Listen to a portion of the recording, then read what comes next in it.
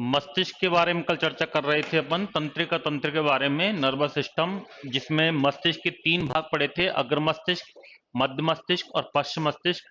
अग्र और मध्य लिख चुके थे अपन। तीसरा पार्ट लिखना पश्च मस्तिष्क। और पश्च मस्तिष्क में एक लाइन लिखी थी आपने, इसके 3 भाग होते हैं हिंड ब्रेन के, जिसमें पहला भाग आपने लिखा था अनुमस्तिष्क। इसको सेरिबेलम भी कहते हैं, या इसका एक नाम और है, इसको मेटेंसेफेलॉन भी कहा जाता है। इसे छोटा दिमाग भी कहते हैं, छोटा दिमाग कहते हैं इसको। और इसमें शारीरिक संतुलन तथा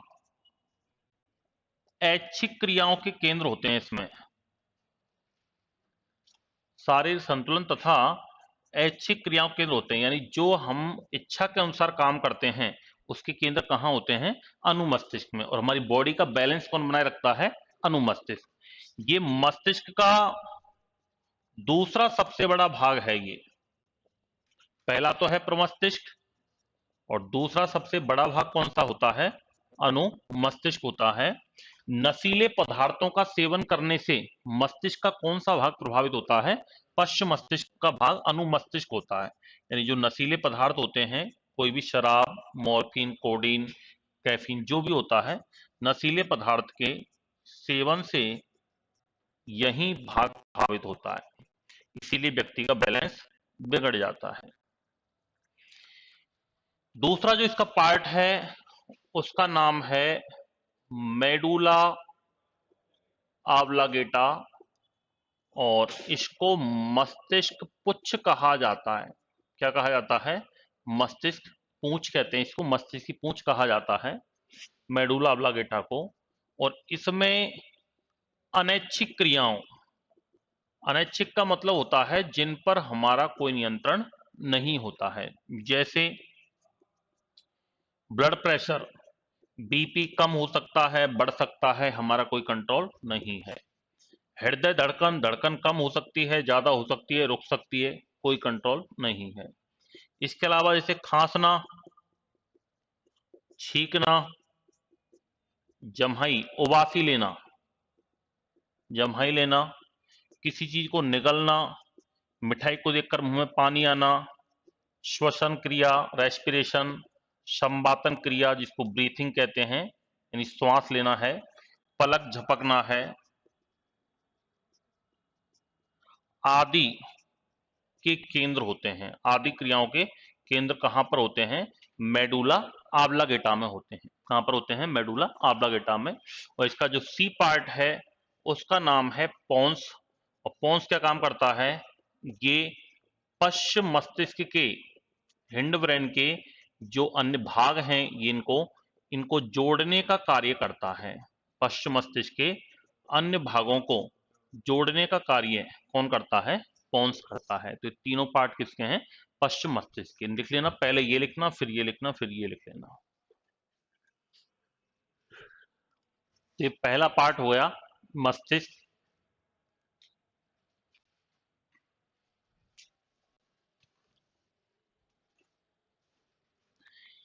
केंद्रीय तंत्रिका तंत्र में अपन ने लिखा था कि इसका निर्माण मस्तिष्क और मेरुरज्जु से मिलकर होता है। तो अब इसे मस्तिष्क तो अपन ने पढ़ लिया, अब हेडिंग डालो मेरुरज्जु, स्पाइनल कॉर्ड।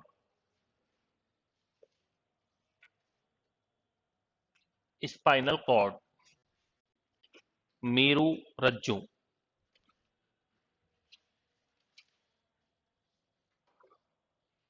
ये मेरुरज्जु क्या होता है? ये मेडुला ऑब्लांगेटा, कल अपने डायग्राम बनाया था जब यहां बताया था कि मेडुला ऑब्लांगेटा का ही जो वृद्धि वाला भाग होता है आगे, ये लंबी पतली बेलनाकार संरचना के रूप में आगे खुल जाता है, उसी को हम कहते हैं मेरुरज्जु। वही 3 झिल्ली पाई जाती हैं, जिसे बाहर वाली झिल्ली को तो क्या कहेंगे? डूरामेटर, मध्य वाली झिल्ली को क्या कहेंगे? एरिकनॉइड, और अंदर वाली झिल्ली को क्या कहेंगे? पायरामेटर। और ये तीनों झिल्लियां क्या काम करती हैं? सुरक्षा का कार्य करती हैं। इस मेरुरज्जु के मध्य में एक गुहा पाई जाती है जिसको कहा जाता है न्यूरोसील। क्या कहते हैं? न्यूरोसील कहते हैं। इस न्यूरोसील में एक विशेष प्रकार का द्रव भरा रहता है जिसको कहा जाता है मेरु द्रव, सेरेब्रो स्पाइनल फ्लूइड कहते हैं। और ये मेरु द्रव क्या काम करता है? बाहरी चोट आदि से सुरक्षा का कार्य करता है। मेरुरज्जु का जो मुख्य कार्य है वो होता है प्रतिवर्ती क्रियाओं का संचालन करना। प्रतिवर्ती क्रियाएं क्या होती हैं? रिफ्लेक्स एक्शंस, यानी बाह्य उद्दीपनों के प्रति, कोई भी बाह्य उद्दीपन है, उस उद्दीपन का मतलब है जैसे स्टिमुलेशन, आपको किसी ने पिंच किया तो तुरंत हमें पता लग जाता है, आपको किसी ने टच किया पता लग जाता है। तो बाह्य उद्दीपनों के प्रति तत्काल होने वाली जो रेस्पॉन्ड है, अनुक्रिया है, उसको क्या कहते हैं? प्रतिवर्ती क्रिया कहते हैं। जैसे गर्म तवे को हाथ से छूने पर हाथ का तत्काल हटना, कील या कांटे पर जैसे पैर रखते हैं, पैर को तुरंत हटा लेना, तत्काल हटा लेना, तो उसको क्या कहते हैं? इनको सबको प्रतिवर्ती क्रिया कहते हैं। और प्रतिवर्ती क्रियाओं का संचालन कौन करता है? मेरुरज्जु करता है। तंत्रिका तंत्र की मुख्य संरचनात्मक एवं क्रियात्मक इकाई को क्या कहते हैं? न्यूरॉन कहा जाता है, या इसी को स्नायु कोशिका कहते हैं, या नर्व सेल कहते हैं, या इसी को क्या कहा जाता है? तंत्रिका कोशिका कहते हैं, जो कि शरीर में पाई जाने वाली सबसे लंबी कोशिका है। लगभग 90 सेंटीमीटर इसकी लंबाई होती है। संपूर्ण जीव जगत में, चाहे मानव शरीर में, सबसे लंबी कौन सी होती है? न्यूरॉन या स्नायु कोशिका ही होती है। तो इस न्यूरॉन के 3 भाग होते हैं, साइटोन, डेंड्रॉन, एक्सॉन। वो मैं भी डायग्राम बनाऊंगा, एक थोड़ा सा लिखो आप जब तक। मेरुरज्जु हेडिंग डालिए, मेरुरज्जु में लिखना यह है मेडुला ऑब्लिगेटा का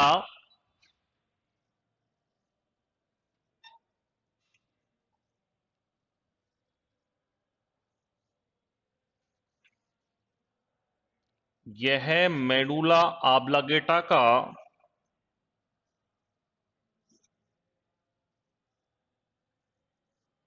वृद्धि वाला भाग है।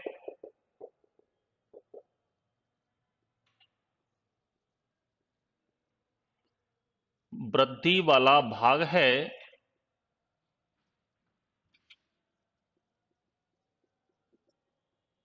जो कि लंबी पतली बेलनाकार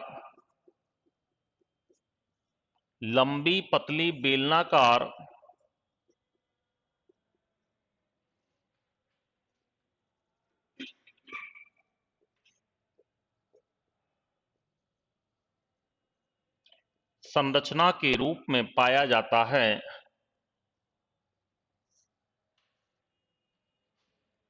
लंबी पतली बेलनाकार संरचना के रूप में पाया जाता है।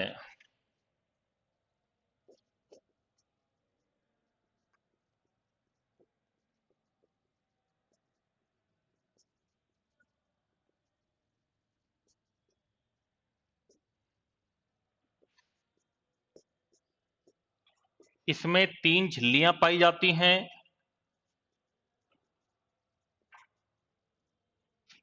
इसमें 3 झिल्लियां पाई जाती हैं।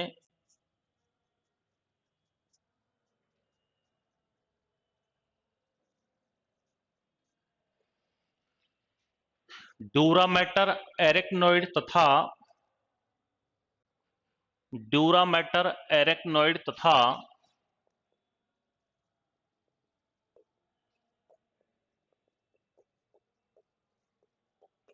पायरामेटर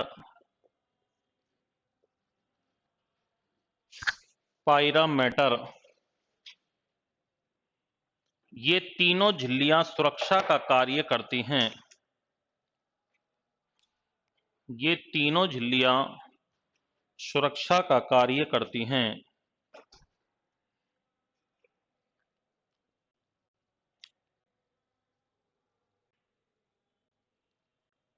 अगला पॉइंट लिखो, मेरुरज्जु के मध्य में पाई जाने वाली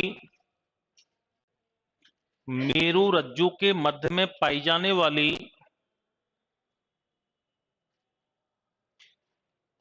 गुहा को गुहा को कैविटी, गुहा यानी कैविटी, गुहा को न्यूरोसील कहते हैं। न्यूरोसील कहते हैं।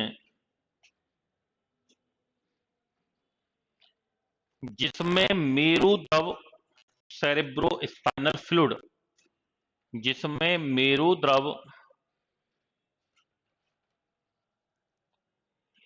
भरा होता है, जिसमें मेरुद्रव भरा होता है,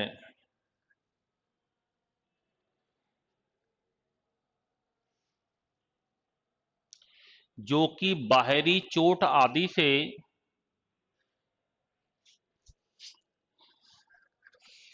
जो कि बाहरी चोट आदि से सुरक्षा करता है।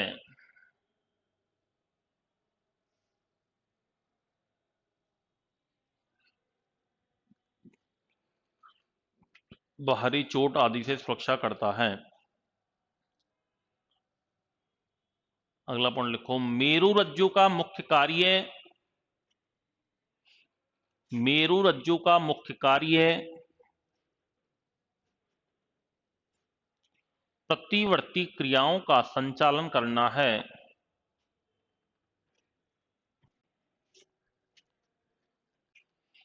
प्रतिवर्ती क्रियाओं का संचालन करना है। Reflex actions. नीचे लिखो प्रतिवर्ती क्रिया, छोटा सा हेडिंग डालो, प्रतिवर्ती क्रिया, रिफ्लेक्स एक्शंस।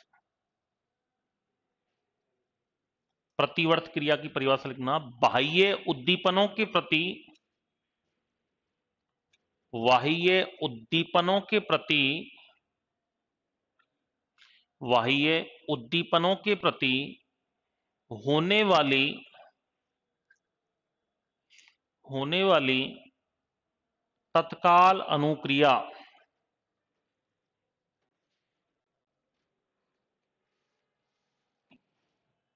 तत्काल अनुक्रिया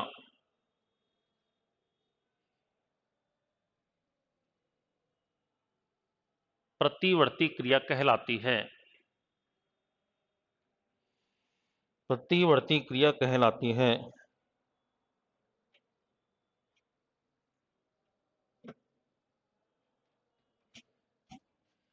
जैसे गरम तवे को हाथ से छूने पर,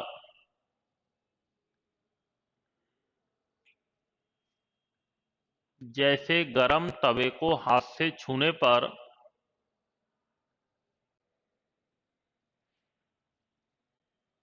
हाथ का तत्काल हटना,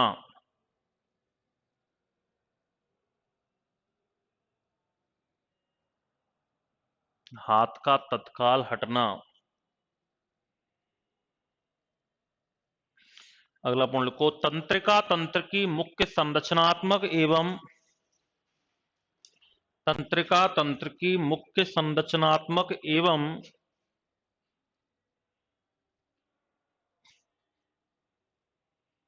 तंत्रिका तंत्र की मुख्य संरचनात्मक एवं क्रियात्मक इकाई को, क्रियात्मक इकाई को न्यूरॉन, न्यूरॉन या स्नायु कोशिका, या स्नायु कोशिका या तंत्रिका कोशिका कहते हैं। न्यूरॉन या स्नायु कोशिका या तंत्रिका कोशिका कहते हैं, जो कि शरीर में पाई जाने वाली, जो कि हमारे शरीर में पाई जाने वाली सबसे लंबी कोशिका है।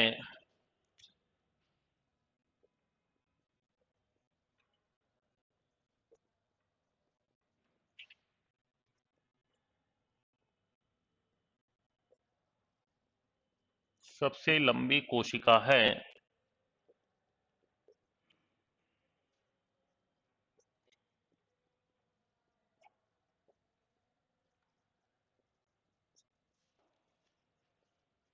इधर देखिए, ये न्यूरॉन की स्ट्रक्चर है। इसमें जो बाहर की तरफ ये जो शाखाएं दिखाई दे रही हैं इनको तो कहा जाता है डेंड्रॉन्स। डेंड्रो शब्द का मतलब वृक्ष होता है, वैसे वृक्षों का अध्ययन किया जाता है डेंड्रोलॉजी में। उस जैसी इसकी संरचना है, इनको क्या कहते हैं, डेंड्रॉन्स। जैसे आपको किसी ने पिंच किया, टच किया, पिंच वही कील चुभोई जो भी है, तो सबसे पहले जो आवेग जाएगा वो कहाँ जाएगा, डेंड्रॉन्स को जाएगा। फिर डेंड्रॉन से जाता है साइटोन। साइटोन का मतलब होता है कोशिका काय, यानी प्रत्येक कोशिका के अंदर भरा हुआ द्रव कहलाता है कोशिका द्रव, साइटोप्लाज्म। और इसमें इसको कहा जाता है साइटोन। यानी आवेग एक तरीके से यहां से कहां चला गया, कोशिका द्रव में चला गया। फिर इसका तीसरा जो ये लंबा पतला भाग है इसको कहा जाता है एक्सोन। ये सबसे लंबा व पतला भाग होता है ये। और यदि इसका मुख्य भाग पूछा जाए तो मुख्य भाग कौन सा होता है इसका, साइटोन होता है। इसमें निसल्स कण पाए जाते हैं, छोटे छोटे प्रोटीन के कण होते हैं जिनको निसल्स कण कहा जाता है। फिर ये लंबा पतला भाग होता है एक्सोन। फिर साइटोन से आवेग कहाँ चला जाएगा, एक्सोन में। फिर यहां से ये मान लो दूसरी कोशिका स्टार्ट हो चुकी है, एक कोशिका से दूसरी कोशिका में परिवहन हो जाता है। जब दो तंत्रिकाओं के मध्य का जो गैप होता है ना, उसको क्या कहते हैं, सिनेप्स कहा जाता है। इसमें एक आवरण पाया जाता है प्रोटीन का, उसको क्या कहते हैं, माइलिन लेयर, माइलिन आवरण कहते हैं। बीच बीच में गैप होता है, जैसे पहले आवरण फिर गैप होगा, फिर आवरण फिर गैप होगा। इनके बारे में रेनवियर नामक वैज्ञानिक ने बताया था, इसलिए इनको क्या कहा जाता है, रेनवियर नोड्स या रेनवियर की संधि कहते हैं। ये तंत्रिका कोशिका न्यूरॉन का डायग्राम है, ये बना लीजिए। ये तंत्रिका आवेग का क्रम लिख लेना, dendron, साइटोन, axon.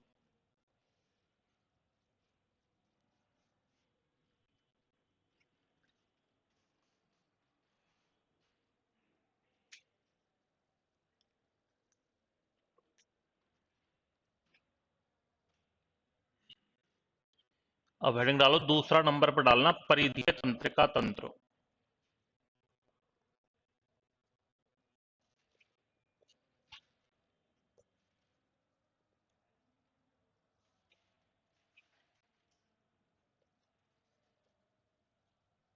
Peripheral nervous system.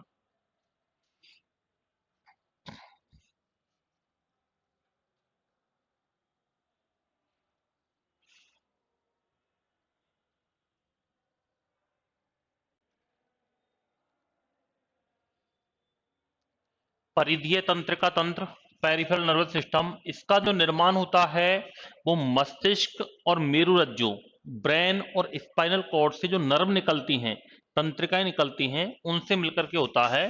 मस्तिष्क से तो निकलती हैं 12 जोड़ी, और मेरुरज्जु से निकलती हैं 31 जोड़ी। इन तंत्रिकाओं से मिलकर क्या बनता है, पेरिफेरल नर्वस सिस्टम बनता है। देख लो, इसका निर्माण मस्तिष्क से निकलने वाली 12 जोड़ी, इसका निर्माण मस्तिष्क से निकलने वाली 12 जोड़ी, मस्तिष्क से निकलने वाली 12 जोड़ी तथा मेरुरज्जु से निकलने वाली, मेरुरज्जु से निकलने वाली 31 जोड़ी तंत्रिकाओं से होता है। 31 जोड़ी तंत्रिकाओं से होता है।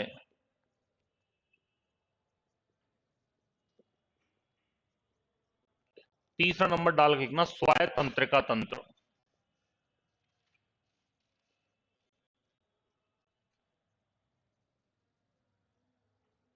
स्वायत्त तंत्रिका तंत्र, ऑटोनोमस नर्वस सिस्टम, स्वायत्त तंत्रिका तंत्र।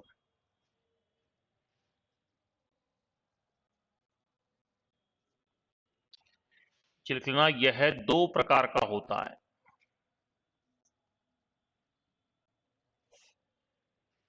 यह दो प्रकार का होता है।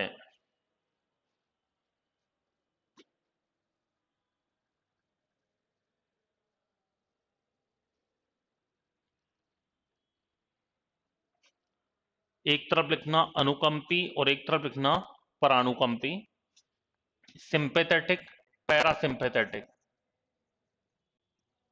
सिंपैथेटिक और इसको बोलते हैं पैरासिम्पैथेटिक। जिस काम को अनुकंपी कम करता है उसको प्राणुकंपी बढ़ाता है, और जिस काम को अनुकंपी बढ़ाता है उसको प्राणुकंपी कम करता है।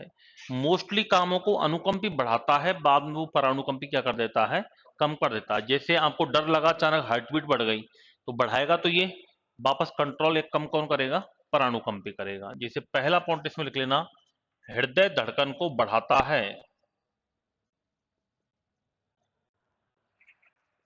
इसमें लिख लेना कम करता है। हृदय धड़कन को बढ़ाता है, एक तरफ लिख लेना कम करता है।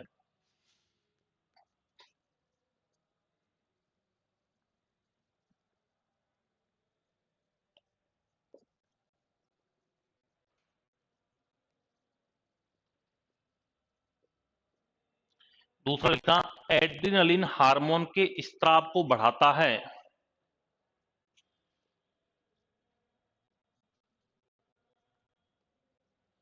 इधर लिख लेना कम करता है।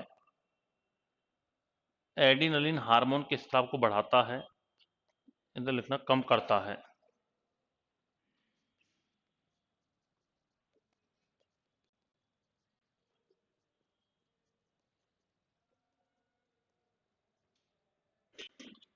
तीसरा लिखना, लार के स्त्रवण को कम करता है।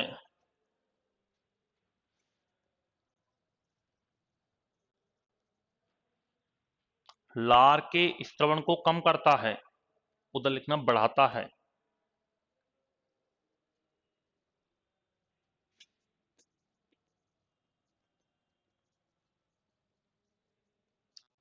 चौथा लिखना, आरबीसी निर्माण को बढ़ाता है।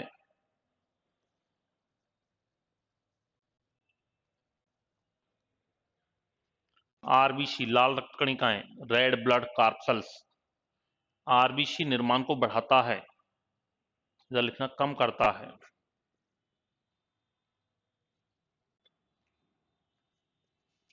डर, क्रोध आदि के समय प्रभावित होता है।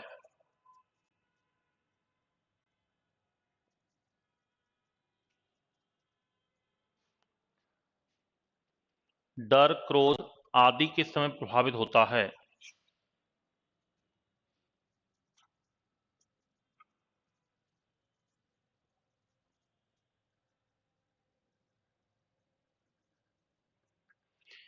हर्ष, खुशी के समय प्रभावित होता है।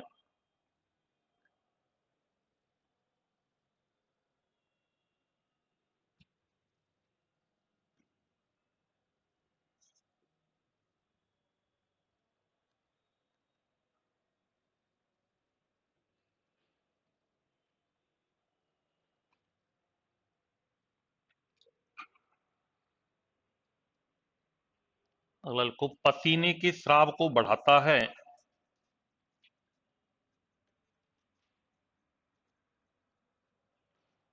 इसमें लिखना कम करता है।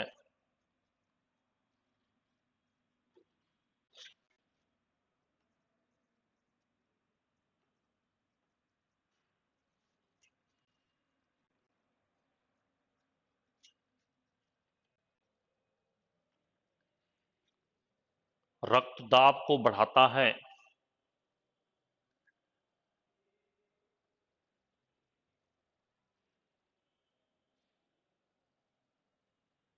उधर लिखना कम करता है।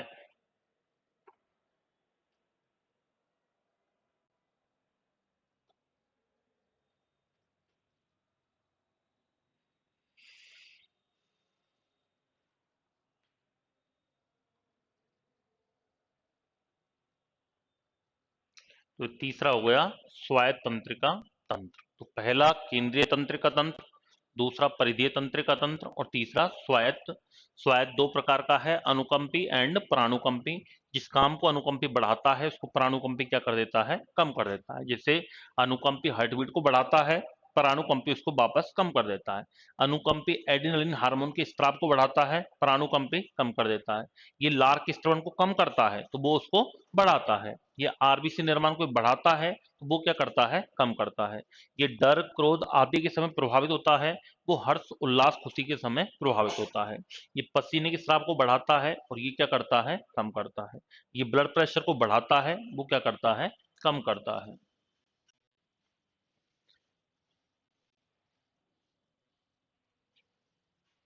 दो तीन पॉइंट लिख लीजिए नीचे।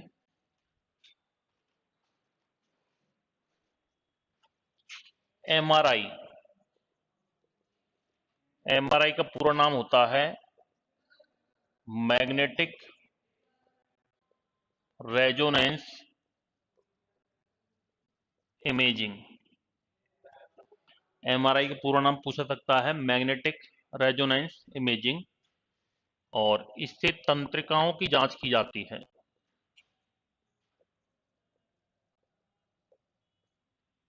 तंत्रिकाओं की जांच की जाती है। एक होती है सीटी स्कैन,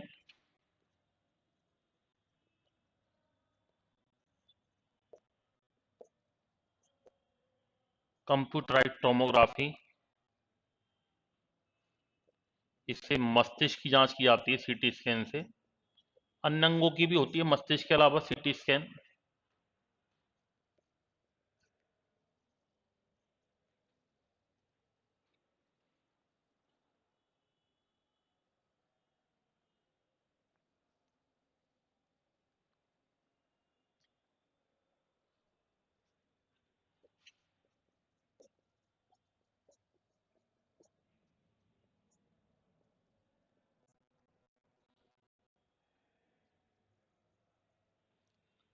ईईजी का पूरा नाम है इलेक्ट्रोएन्सेफलोग्राफी।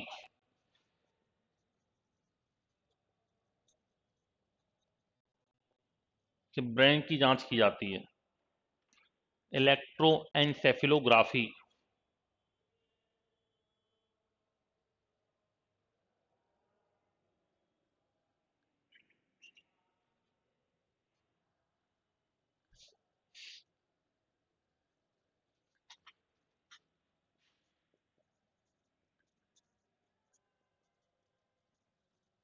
जब एम्ब्रियोनिक डेवलपमेंट होता है, भ्रूणीय परिवर्तन होता है, तो उसके दौरान सबसे पहले तंत्रिका तंत्र का निर्माण होता है।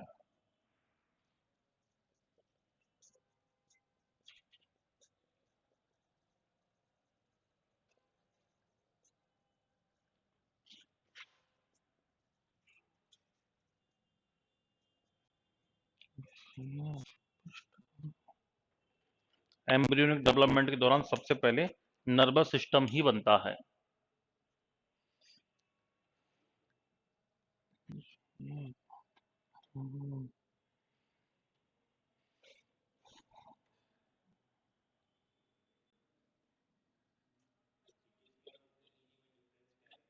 सीटी स्कैन और ईईजी में डिफरेंस क्या है? वो तो दो डिपेंड बीमारी के ऊपर करता है। सीटी स्कैन तो अन्य अंगों की भी होती है, जैसे एचआरसीटी जिसको फेफड़ों की अभी कोरोना में बहुत हुई थी, तो सीटी स्कैन तो अन्य अंगों की भी हो सकती है। ईईजी केवल ब्रेन की होती है।